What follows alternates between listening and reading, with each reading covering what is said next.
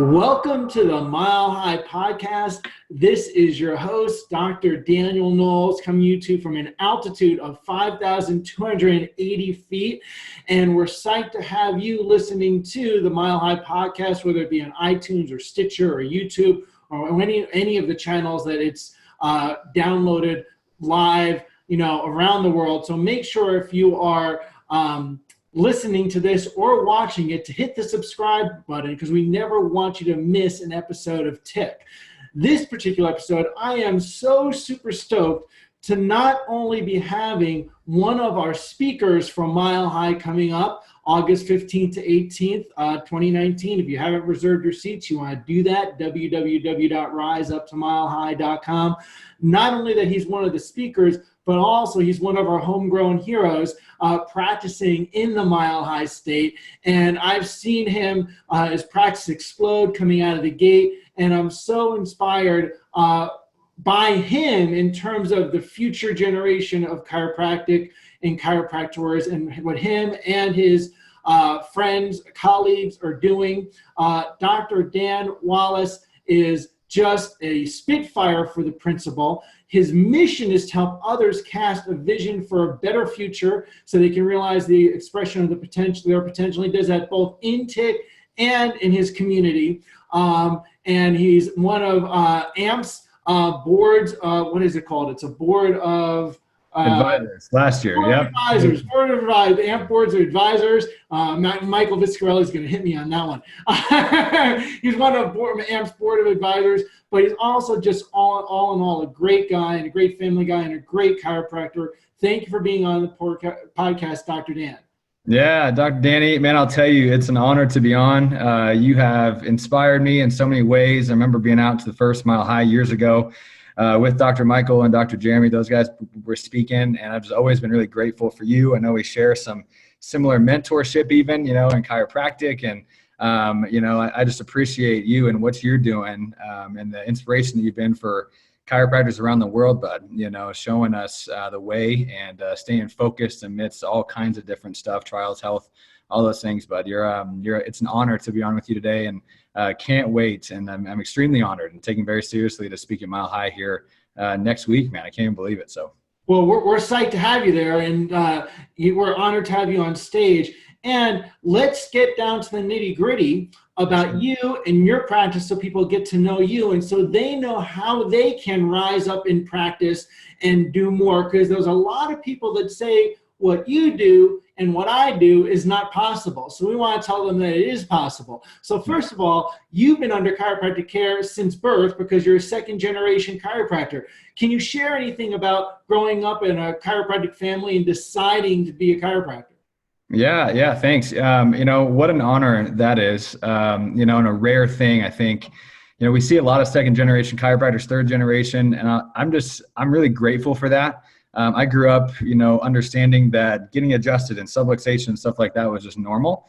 But, and actually what's funny, I wish, he was here. My dad just left a minute ago and he was just down here.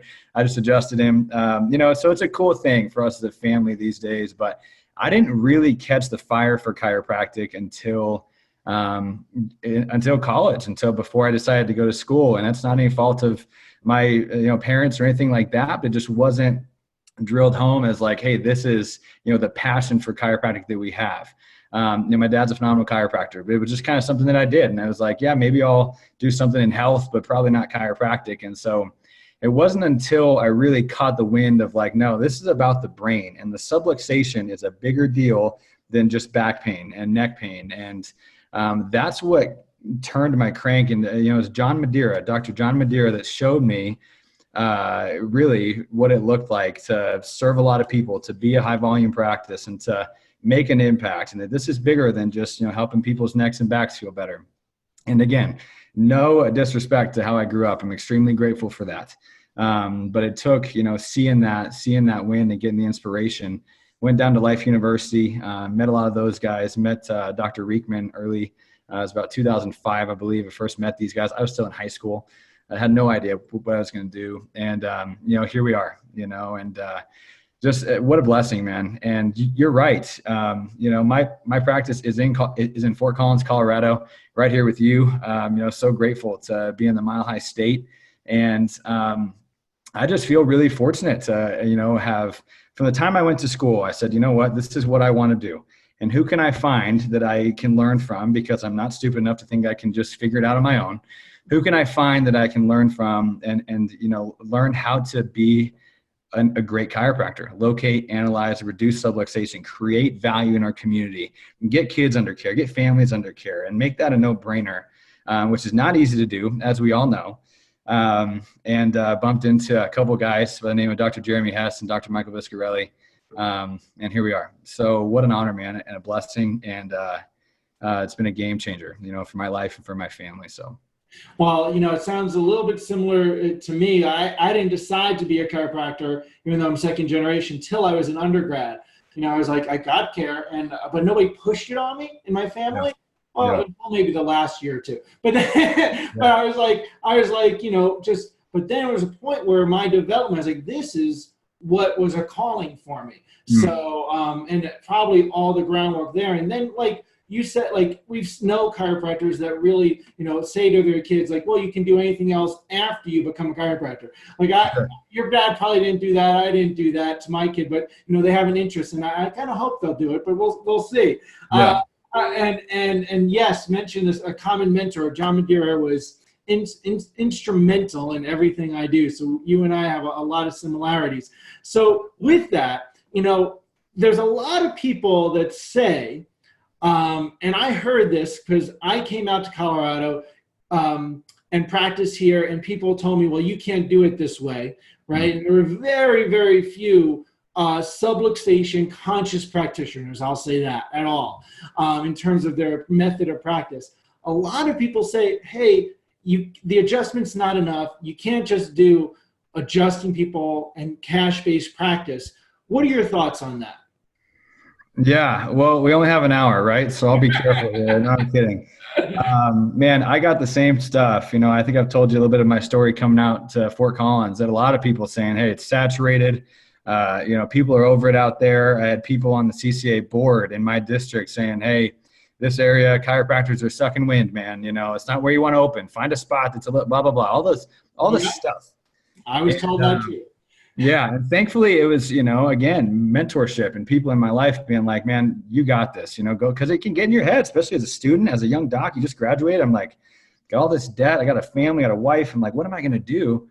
I will tell you, man, part of the reason I'm so passionate about students and the young doc and this next generation of chiropractors is because I believe so strongly that if we can really hone in on the message and on the customer experience and create a phenomenal experience for the people that walk through our doors and communicate chiropractic in a way that makes sense and that creates value for them and makes it a no-brainer to get their families checked, the sky's the limit. And we've seen that, and you've seen that. That doesn't mean it's easy.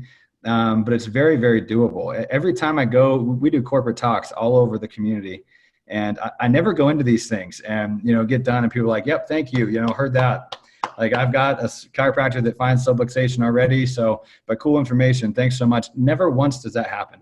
Right. It's the same thing, like it's a blue ocean out there, despite what anybody wants to say. It's blue ocean. It's just a matter of getting into your community, getting in the trenches. I think we're getting into a position, I'm going to talk about this a little bit, getting into a position where it's almost like chiropractors want to work less and see less people. And, I don't know. It's a whole conversation right now that's kind of crazy in our profession. And so for the person that wants to make an impact and wants to make a difference and wants to give people a message of hope for their life and for their health and what the importance of having a nervous system that's free of interference and the optimum expression that can come from that, the doors are wide open, and I to this day, last week I took a call from a new chiropractor, just didn't know what to do, having a tough time, getting new people in the door and things like that. And so it's just a matter of going for it, communicating well, creating value, and putting butts in the seats. And it's an important way to know how to do that. And when you do that, sky's the limit, man. It's a lot of fun to see the results and see the families and see the kids and see the testimonials. And if we're willing to work ahead of time to get there, you're gonna, as I always tell these students, man, it's what's real for us is real for anybody watching this. If you're willing to put the work in and put the effort in and learn to communicate tick with excellence, it's a lot of fun, man. So that's what I love getting to do, is inspire that into young chiropractors and old chiropractors, man. My goodness. I feel like that's where it's the hardest part right now. These docs are having a tough time kind of like getting out of this pain model, and I get that. It's just changing up that communication. Yep. Yeah. And I had many of those conversations. Colorado saturated, don't open up in Boulder, like for people that I thought were mentors. I said, well, I'm going to open up in Boulder and I'm just going to adjust people. I'm not going to do this insurance thing. And let's see what happens. And, a mentor of mine, him, said there's no shortage of spines distorted. That's what he used to tell me. So that's very true. Now with that, some people don't take off like you in practice. You definitely work hard. I think that's vital. And I think you have to have a good work ethic. And that's true, not just for chiropractic, but anything in life. What are some other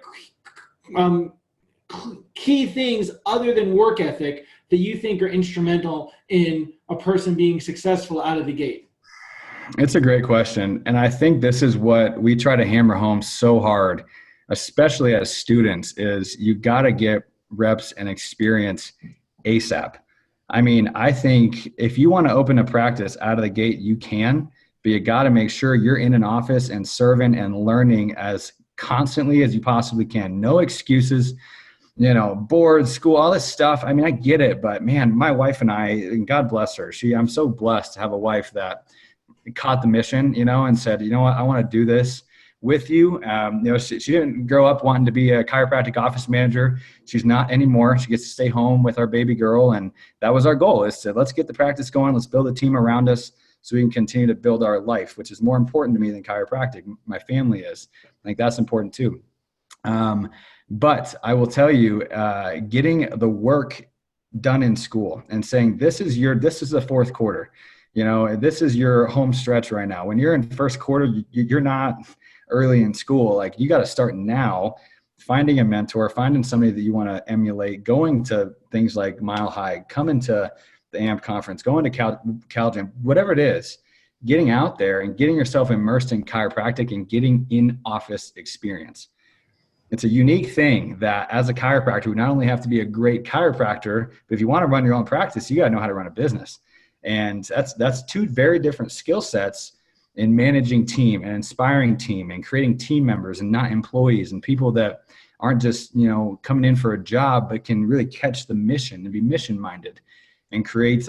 My associate doc, who's amazing, Dr. Andres Julia, yesterday was talking to us about how we create a movement, within our community rather than just a practice that people like. And that's a very different thing. And that takes a team. And that's probably the hardest part of practice, is a great team and developing that and keeping great people.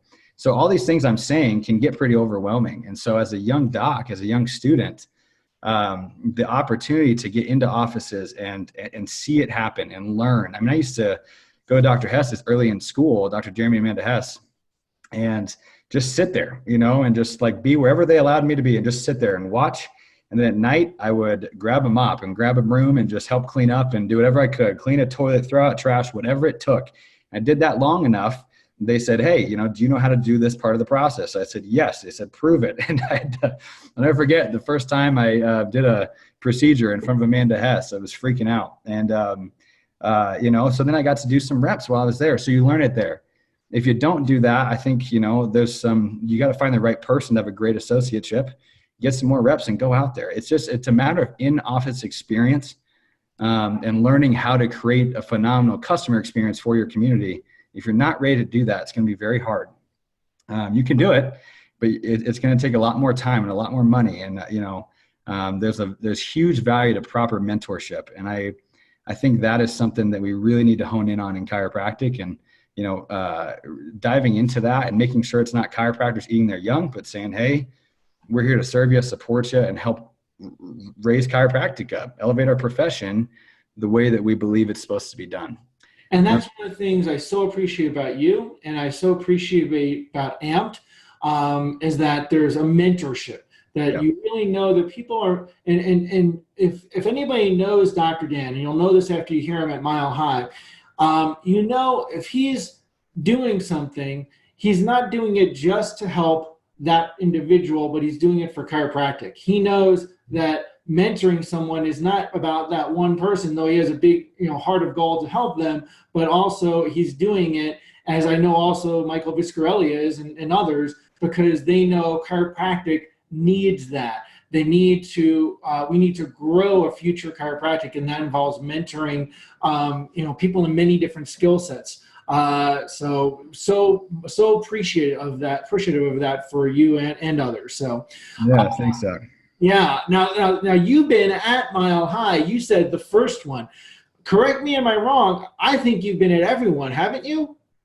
Well, that's what I mean. Like since the first one, yeah. Okay. Everyone since then, yeah, yeah, Everyone absolutely. since the first one, I think. Yeah, I think yeah, you're yes, at sir. the first Mile High. So I'm pretty sure. So that being said, that's awesome. Because I remember you as a student being there and being excited about chiropractic. What are things that you appreciate about Mile High, either chiropractically or in Colorado? What I love about it, man, is that it's about chiropractic, and that's not just to like kind of skirt that question. But what I mean is, I think we need stuff like this that says, hey, let's get chiropractors together, all of them. I think we need to cut out the nonsense of like this group and this side and this, private Facebook group and against everybody else over here and all this stuff. I mean, we always talk about it, infighting, and I get that's kind of an annoying conversation, but it's reality. And what I love about chiropractic, or what about Mile High, is that I do feel like Dr. Danny and your wife Rochelle, Dr. Rochelle, you guys done an amazing job at saying this is chiropractic and we're all going to get together and we're going to make it better. I think for all of us, we can always, continue to bring value, and all the speakers, and I'm honored to be on the speaker list with some of the people in there, but it's extremely humbling. And I think that the mindset of chiropractic community and going through these challenges that we are right now together, whether it's, the realities of Australia, Canada, kids, all the stuff going on. We need really good chiropractors stepping up and saying, hey, what can we do to contribute? We need to join our organizations, join our state organizations. As funny as it is, and I have zero excuses about this, like 20 minutes ago, I just joined the IFCO and I don't know why it's taken me 4 years to do that, but I was like, oh my gosh, I still have not, no reason. It's just, whatever it is. I have no excuses. I don't know why, but I was like, I'm getting on this thing. I got to, jump on and do that. And so officially in, so I'm excited, but I think it's a matter of getting everybody together and saying, hey, we're on the same mission here, if we want to communicate value in the location analysis and reduction of subluxation and make that normal for our population and for the public, we got to provide a great experience. We got to communicate well, and we all need to talk about the best practices and the ways to do it. Now, the nice thing about chiropractic is we can have our own little flares in there and things like that, which is great for all of us. I think it's really important, though, that we communicate well to the public. And I believe this conversation, Danny, that you and I are having is probably why people sell out.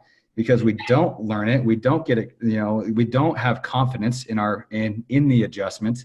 We learn that this is about moving fixations and, it'd be hard to build a practice off of that model.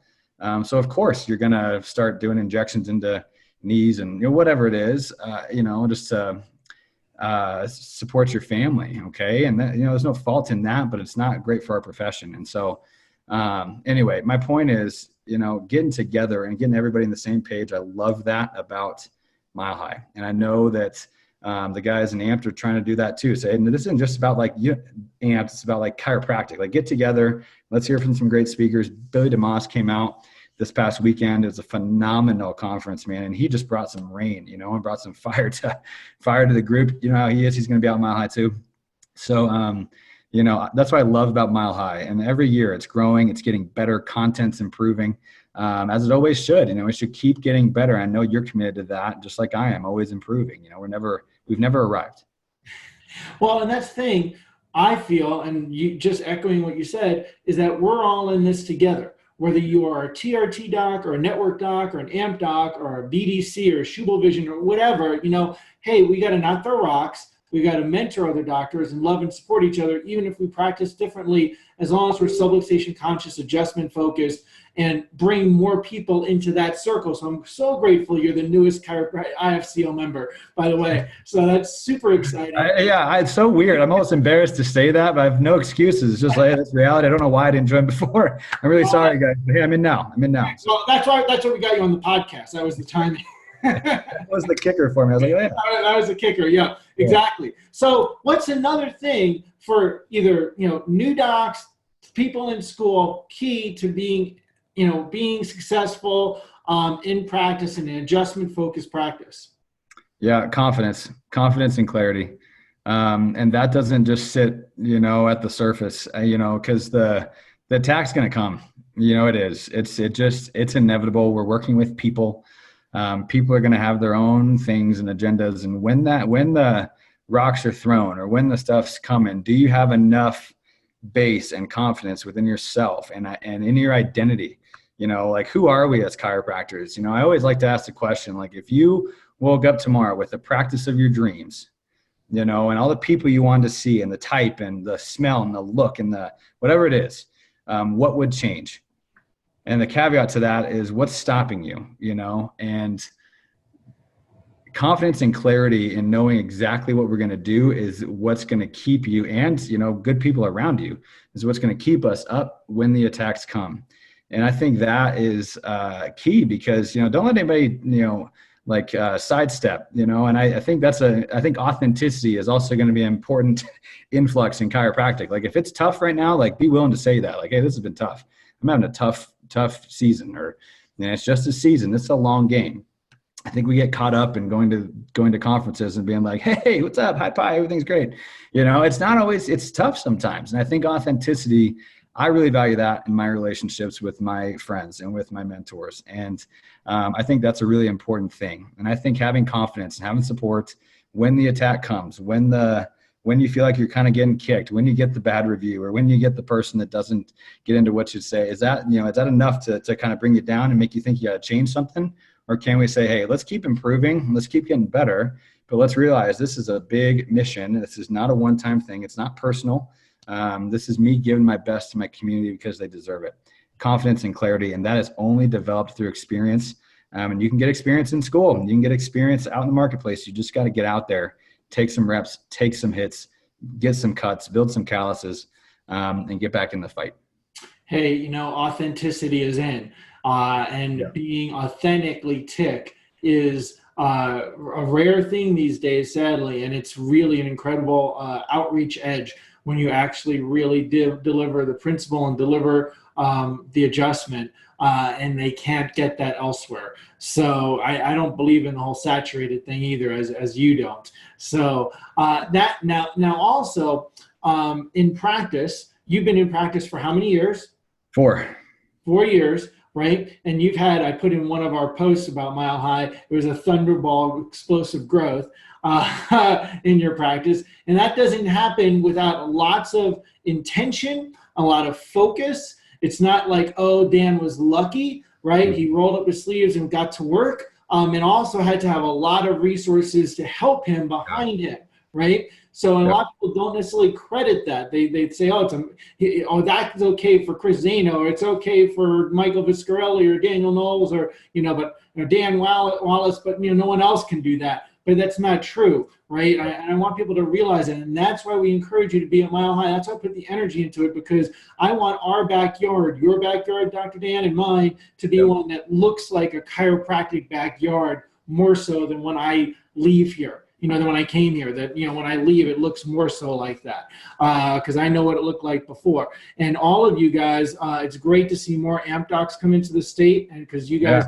lift that up, and other camps as well, but we're doing that all together. So thank you for your passion and compassion for the public with having a practice, doing all the hard work, and it's fun work. It's not always hard. It's fun. Right? Oh, yeah. Energizing, is passionate, Like, Laundry is work, right? Going to the yeah, office every day is like, that's a gift, man. You know, yeah. it's easy, but it's amazing. So There's that something else about that. that Yeah. being said, what are some keys for keeping that balance, that life, that Mm. home life happy while you're doing that? Yeah, I think great question, Doc. I think this is arguably one of the most important conversations that we can have as chiropractors, and as chiropractors that are maybe starting to taste a little success and whatever that means. Maybe it's, volume, maybe it's, business margin, whatever.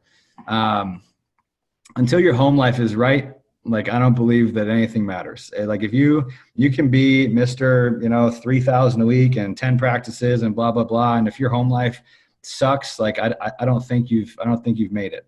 I don't think that I think it's really impossible to be successful that way.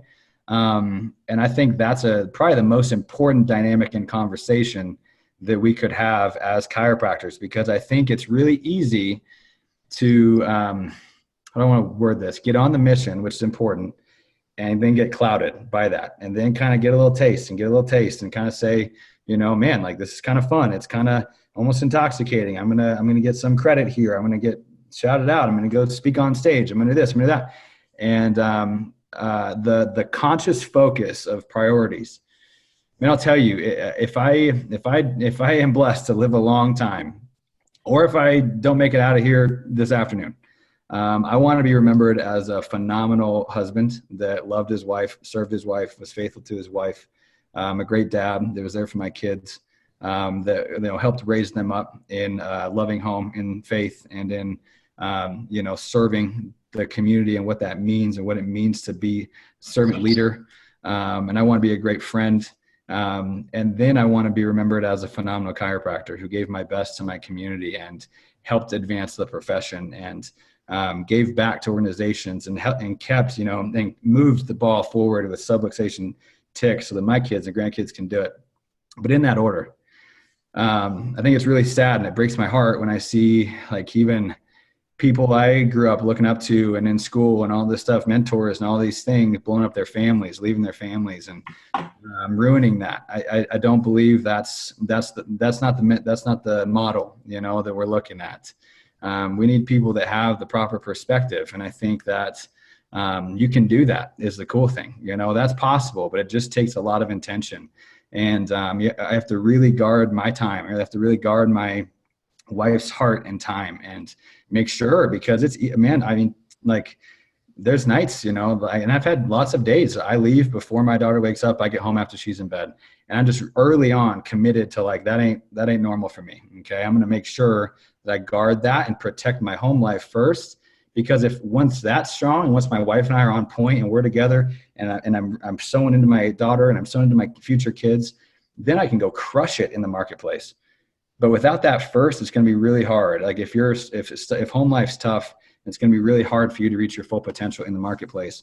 And that might be something that I even integrate into some of the conversation in a couple of weeks, because I believe that's an extremely important conversation to have those priorities, know those boundaries, but still be able to be successful in chiropractic at the same time as possible.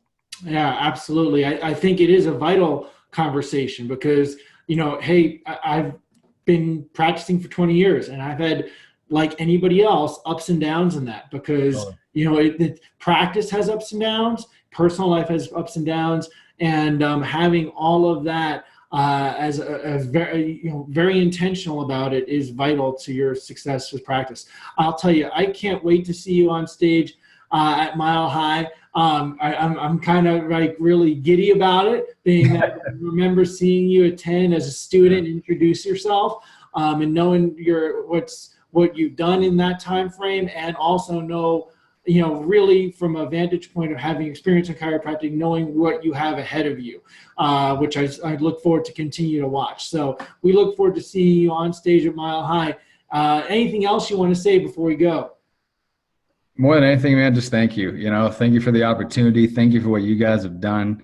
It's an honor, and what a gift it is that we get to call chiropractic our profession. I mean, this is what we get to do day in and day out, and we get to strategize, we get to get better, with the adjustments. And, I mean, it's so fun, and I'm so passionate about it. Like tonight, I'm going to give a group doctor's report, and I've been doing 2 to 3 of these a week for 4 years, and I love it, man. Like it saves me time, and I think it brings the most value. And I can get it, to get a room of people being like, wow, yes, like I see a vision for my life, for my health that makes sense, that's about my body functioning at its best. I love that. Yeah. And what a gift, you know what I mean? And so I hope you hear me say that I'm just grateful for you, man, and what you're bringing, and the fact that you're putting so much effort and energy into all of this so that chiropractic can benefit in a massive way. It's humbling to watch, man. Can't wait to catch you in about a week and a half. Thank you. I appreciate that. Look forward to giving you a hug at Mile High, and look forward to seeing everybody there at Mile High. If you have not reserved your seats, now's it's better late than never. Do it now. www.riseuptomilehigh.com. If you enjoy the podcast, share it with someone else. Hit subscribe. You never want to miss a week of Mile High Tick. Keep changing spines, lives, and minds with chiropractic. We will see you on higher ground. Like our page on Facebook, www.facebook.com/Mile High Chiro.